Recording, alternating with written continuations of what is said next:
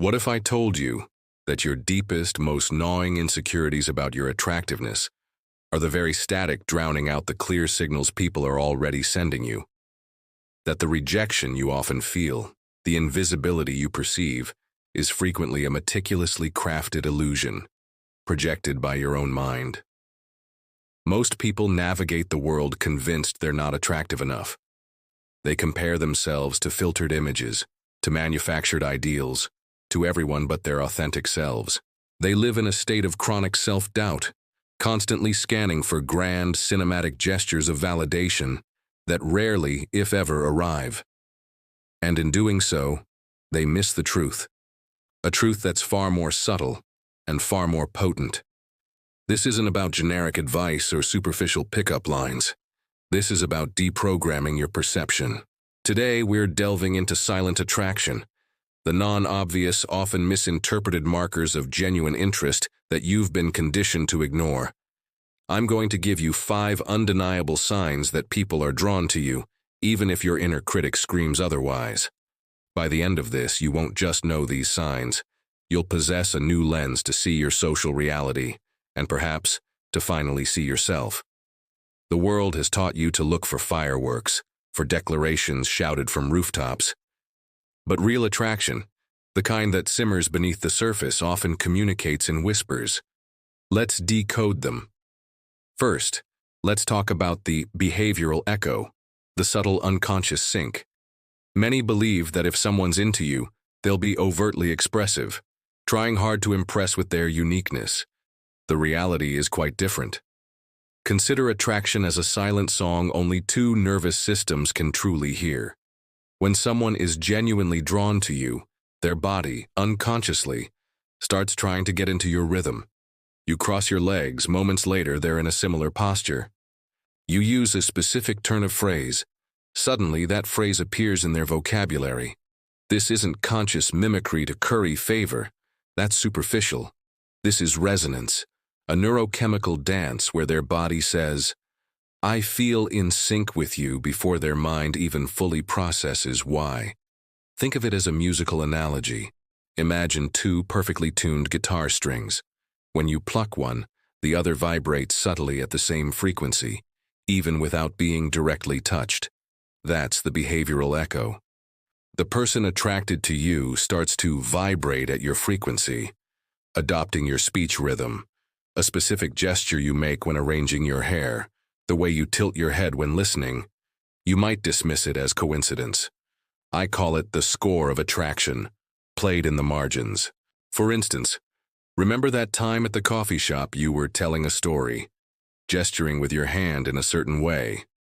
Notice how, shortly after, the person next to you, who seemed to be just politely listening, mirrored a similar hand movement when they responded. Their brain picked up your signal and replied on a level words can't reach. The implication? They are, on a primal level, aligning with you. This isn't about them losing their individuality. It's about their system recognizing something in you that draws them in, compelling a subconscious desire for harmony. Stop looking for a grand performance. Start noticing the subtle synchronization. Second, consider the stumbling gaze, interest disguised as hesitation. There's a common myth. If someone looks away quickly or seems a bit awkward, they're obviously not interested or they're judging you. This is where your negative programming thrives. The uncomfortable truth is that the gaze of someone interested isn't always a predatory, unwavering stare. Often it lands, observes with intensity for a moment, that fraction of a second where eye contact holds just a little longer than socially standard. And then, as if fearing discovery or startling the rare creature, it retreats. It stumbles. This isn't rejection. This is the acknowledgement of your power, mixed with the vulnerability of their own interest. That slight awkwardness, that quick glance away, isn't disdain. It's often the static of attraction, the "I saw something that impacted me, and I need a moment to process." This can be understood through the cautious explorer metaphor. They've spotted treasure, but they're not ready to announce it to the world, perhaps not even to themselves. The stumble, the blush, the fidget, these are the tells. Hollywood sells you the smoldering, unbroken gaze. Real life and real burgeoning attraction is often far more endearingly clumsy. For example, in that meeting, your eyes met by chance. Instead of an immediate dismissal, there was that pause, almost a click, before the person looked down or aside, perhaps with a fleeting, almost imperceptible smile. That's not negative embarrassment. It's the spark before the flame. The implication? You are having an effect. Their slight discomfort or hesitation can be a direct indicator of the impact you're making. They are not looking away from you, but because of you. Third is subtle gravitation, seeking proximity without obvious pretext. Many assume that if someone wants to be around you, they'll make a direct move, ask you out, or initiate a long, obvious conversation. The deeper mechanism is that, like smaller planets are subtly held in the orbit of a larger celestial body by an invisible force, people who feel a pull towards you will often drift into your proximity. This isn't about conscious stalking. It's about the subconscious seeking to be in your energy field. Suddenly, you coincidentally frequent the same places, or in a social event without you even noticing. That person always ends up within the same few feet of you. They might not even start a conversation, but their consistent presence is the universe, or rather their subconscious, conspiring to increase the chances of a meaningful collision. This is the planetary orbits analogy. You are the gravitational center they are unconsciously drawn to. They might choose the table next to yours in the cafeteria, the seat nearby in the waiting room, the same aisle in the supermarket. You might call it chance. I call it the physics of attraction. Consider this. You're at a bookstore, and that person you've seen a few times at work is also there, in the same section. Last week, it was the new cafe downtown. Pure coincidence? Perhaps. Or perhaps their radar picked up on your signal, and now they are unconsciously placing themselves in scenarios where an accidental encounter might happen. The implication? Your presence is a magnet. Even if they lack the courage or the opening for a direct approach, their subconscious is doing the legwork, placing them in your path. You're not invisible. You're a destination. Fourth, we have the detail radar, when your mundane becomes memorable to them. A prevalent myth is that unless someone is showering you with compliments about your looks or making grand, romantic gestures, their interest isn't significant. This is the lie of superficiality.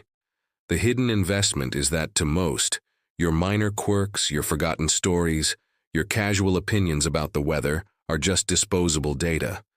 But to someone secretly attuned to you, these are precious artifacts. This person becomes a sort of secret archivist of your essence. They will remember the name of your cat you mentioned once, that obscure indie film you said you loved, or the specific way you take your coffee. This isn't just being a good listener. It's a sign that you occupy a privileged mental space in their mind. Every detail about you is a clue they collect about the mystery that is you. Think of the secret archivist metaphor. They are not just hearing you, they are cataloging you. They are building a mosaic of your being piece by piece because each piece holds value to them. For instance, you casually mention your day was terrible because your favorite pen broke. 2 weeks later, in an unrelated conversation, the person asks, "So, did you ever manage to fix that special pen of yours?" Your mind might dismiss this, but it's a subtle spotlight on how much attention they pay to you. The implication? You are more than just a face in the crowd to them. You are a subject of interest, worthy of detailed attention and memory. They are investing mental energy in you, a far more telling sign than a hollow compliment. Fifth and finally, the vulnerability invitation. Small, unexpected self-revelations. It's a common misconception that sharing something personal or a weakness early on is a sign of neediness, oversharing, or that the person just wants to be friends. This is the fear of genuine connection speaking. The calculated risk is to imagine trust as a vault. Most people keep theirs locked.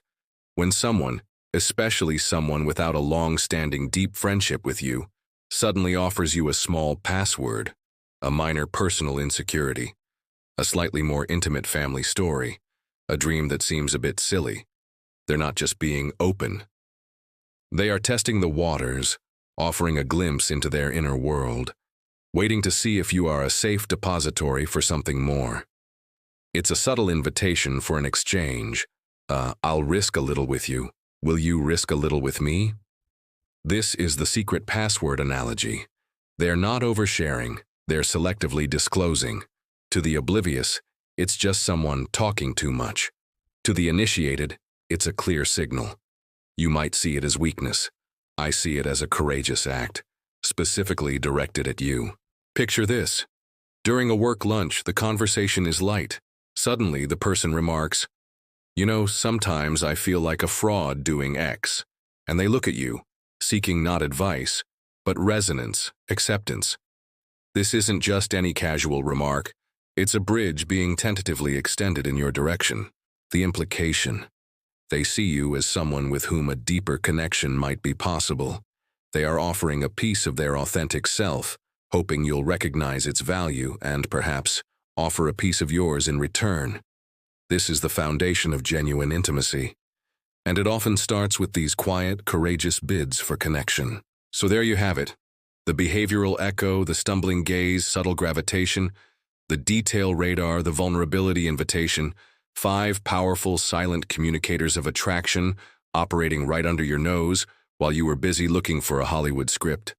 The truth is, you are likely far more attractive, far more impactful than your inner critic, programmed by years of social conditioning and self-doubt, allows you to believe. These signs aren't about boosting your ego with false hope. They are about recalibrating your perception to reality. They are about recognizing the subtle dance of human connection that's happening all around you and to you. The power isn't just in knowing these signs. It's in understanding that you are capable of eliciting them. It's in beginning to trust the feedback the world is actually giving you, instead of the distorted narratives in your head. These are just 5 of the countless silent signals attraction emits, signals that your previous mental programming might have prevented you from seeing. Now, I put it to you, which of these whispers of attraction have you identified in your life, either directed at you or perhaps in your own reactions to others, but hesitated to give due credit? Share your experience or the most revealing sign for you in the comments below. Your insight could be the key that unlocks another mind in this community.